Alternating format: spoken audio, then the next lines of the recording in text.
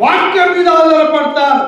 ఏ మనుషుని మీద కానీ ఎవరి మీద కానీ ఆధారపడరు. ఎందుకంటే వారు నమ్ముకున్న దేవుడు గొప్పవాడు, వారు ఆరాధిస్తున్న దేవుడు గొప్పవాడు, వారు చదువుతున్న వాక్యము నీతియుక్తమైంది, వారిని తీర్చిదిద్దుతుంది.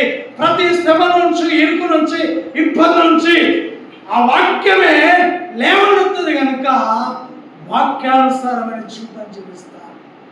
నీతిమంతులు ఎన్నడో కదల్చబడరు. ఎందుకనగా వారిలో దేవుని యొక్క వాక్యం ఉన్నది.